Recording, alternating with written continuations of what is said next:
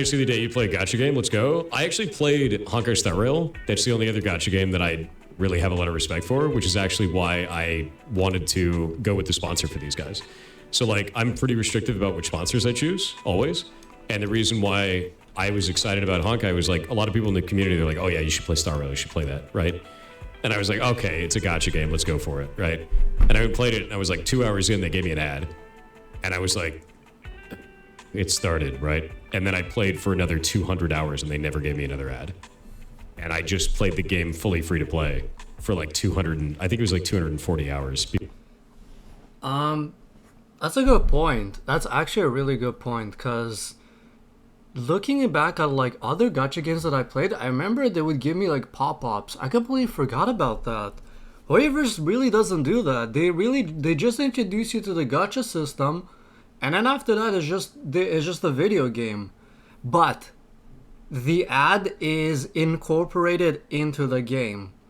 It's not very like boom pop-up. The ad is in the game. So when a new character releases, you get this like new update, and it's like the celebration of this new character that releases in the game. You get their story and context. The ad for the character is a lot more elaborate and thoughtful to the consumer, and towards like how honestly it's a smarter way to market, but also kind of like a little bit more engaging.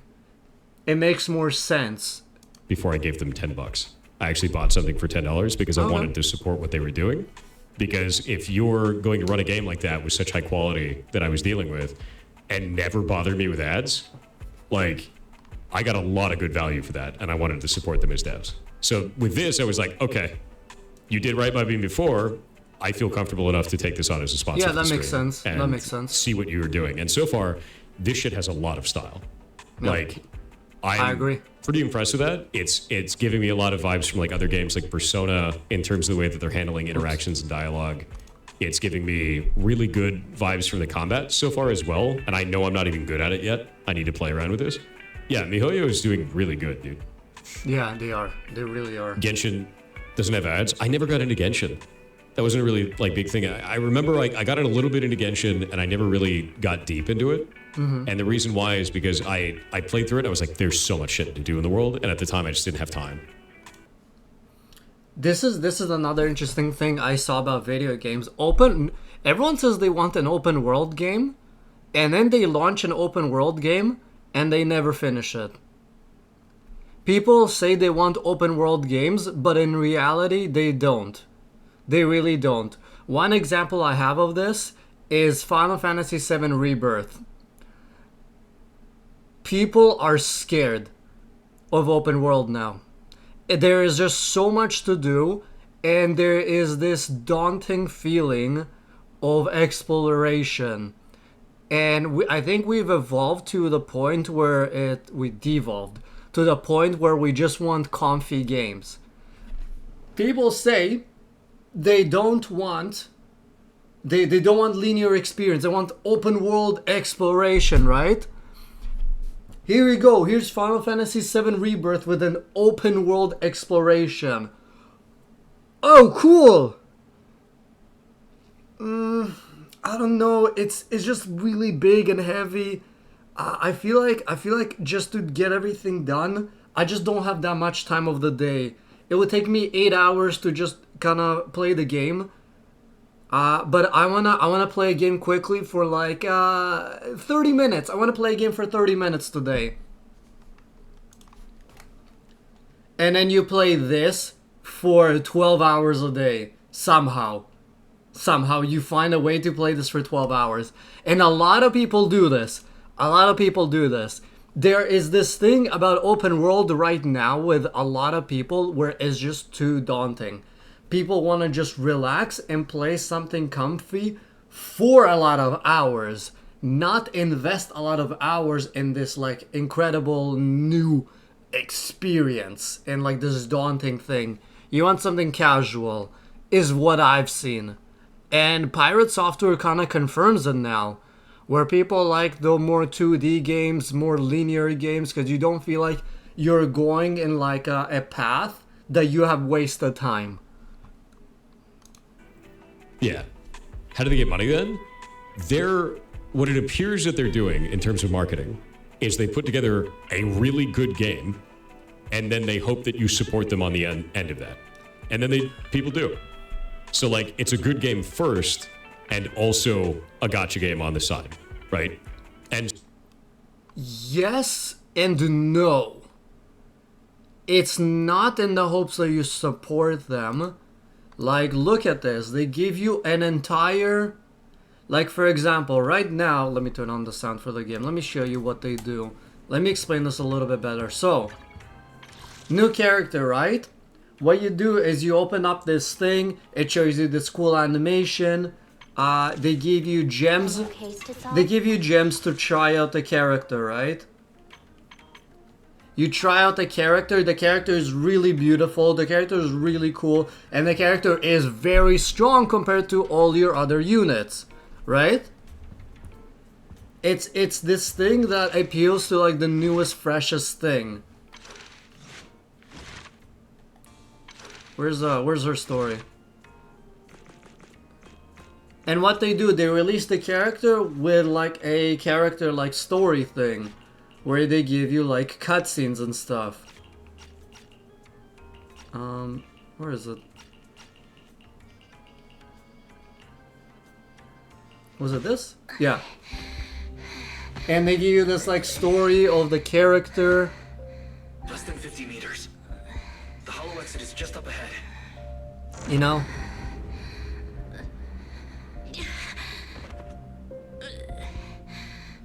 The ad is incorporated into the game. It's not in the hopes that you spend money. Humans, such an interesting species. These aren't living creatures. Yet they won't abandon them, no matter what. This obsession, longing, and suffering. Okay, I won't show too much of this for those that do want to play the game. I won't show too much. But, so here's how it works. Here's how it works, right? You collect a whole bunch of gems by playing the game. You do get a lot. And you are pretty much guaranteed. You are guaranteed to get the new limited character. You are pretty much guaranteed to get the newest limited character that you want. And you are guaranteed to get one of these or two of these randomly when you start the game. After that, the collection of gems becomes slower. And you have to play the game daily to really kind of accumulate the gems. If you play the game daily to do that, you will be facing hard content. And you'll find out that your characters are not as strong. But here's the interesting part. A lot of the characters in this game are all viable. All of them are viable, meaning you don't actually have to spend money. So, what they do is they make the character just more appealing, and it's a really smart strategy. It's kind of almost down to earth, but not, because you have to gamble for it.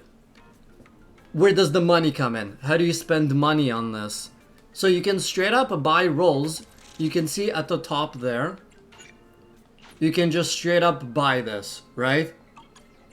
Because what you have to do is you need 160 to gamble. So if I go to this store, right? Right now I can gamble 50 rolls, around 50 rolls, right? You get a guarantee every 90. So either I get really lucky or I don't. Let's say I don't and I really want the character.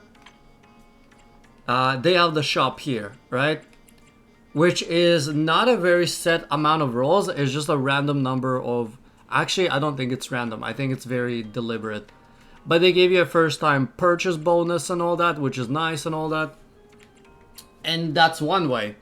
What most people do, what I do myself too, is because when I enjoy the game, I buy this monthly pass. Here's how it works. You have your dailies. Dailies give you 60 gems, right? Which is not a lot. You get more daily gems by purchasing this, which gives you 90. This is already more than what you have to do daily. Together, it is 150. 150 is 10 short gems. 10 short gems short of how much you need to roll one. To roll one, you need 160, as it says it right there, 160. Daily you get 150, which is a little bit scummy. I'll be honest, it is a little bit scummy. I wish it would be 160 that you get daily, right? But it is what it is, right? It is what it is. And that's how they make their money. Usually that. And for most games, this is something I figured out a little while ago. 10% of players are whales. 10%. 10% is huge. 10% spending thousands of dollars is huge. And that's how they make their money. I saw this recent thing where they showed that 10% of players is whaling. Like, that's an insane number. Like, the amount of people playing this is probably... Okay, let's say 1 million. Let's go to the really, really low spectrum and say 1 million people are playing this, right? 10% out of 1 million is 100,000. 100,000 spending... You know what? $100. You know what? Let's go dolphin mode. Let's go dolphin. $100. That's 1 million. That's 1 million every 3 weeks.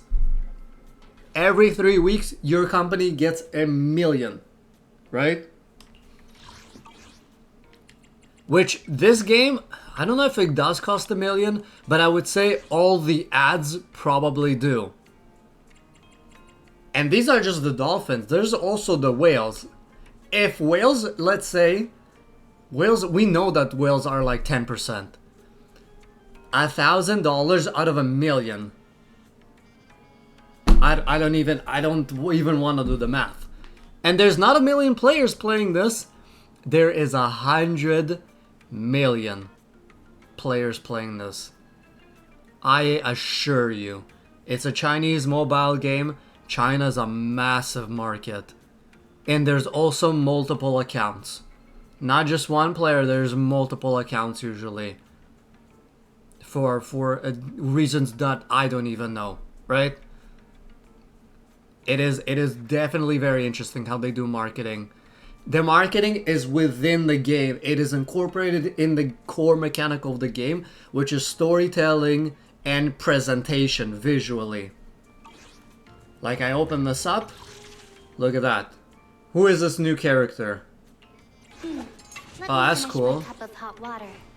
Okay, cool. A new case to solve?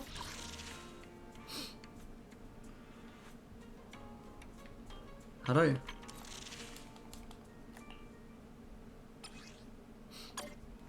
Interesting, you can't even try out the character from here. But yeah, no, they don't pop up the... Like, the first thing that pops up in the event is not this. Which is also very interesting. You know what, the more I look at this, the more it's like... A new case to solve? They're not being like overly like ads, look at this new character. It's just there, which is nice. And then you try out the character and you see how cool it is and you're like, man, I kind of want this character. Right? It plays to the want and versus need. It blurs the line. Look at this. Look at that. Very cool.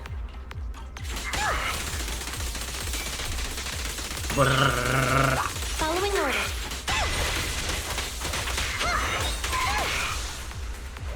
Very cool character, right? How do I leave? How do I leave? Exit combat. There we go. So yeah, the ad is incorporated into the game. But people always want the newest and shiniest thing, so it kind of plays into that. But they're being very, very, like, not too corporate about it, you know? You know what I mean? Some people get really deep into gacha games. They want to throw a shitload of money at it, right? Yeah. But some people don't. And if it's a good game, more people are going to play it. Yes. Which is, I don't know, a novel concept, right? Leaving employees behind. And it works. It really That works. sounds a lot like Nicole's style.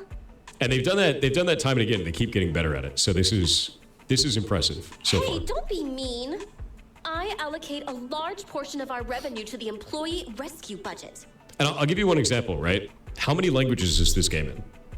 That's something that's really interesting to me, right? So like, when you're dealing with a game like this, they've voice acted all of this, which means they have to voice act. Does he know? Does he know? The voice acting is usually done for the main story stuff.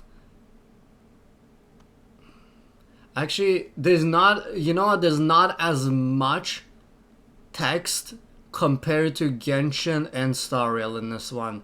Not as much. It's there, but not as much as Star Rail and Genshin. Let me see the languages. How many languages do they have? Voice. They just have 4. I don't see Italian. I don't see Portuguese.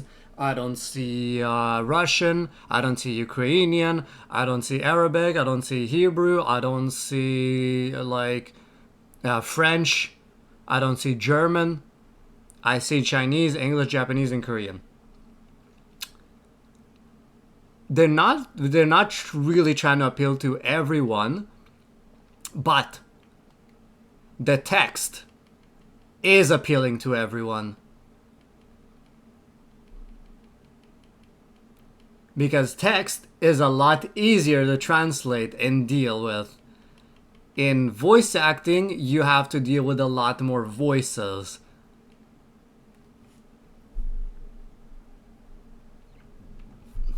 This game is not in all the languages that he thinks it is. All of the audio too. So they did it four different languages. That's a lot, dude.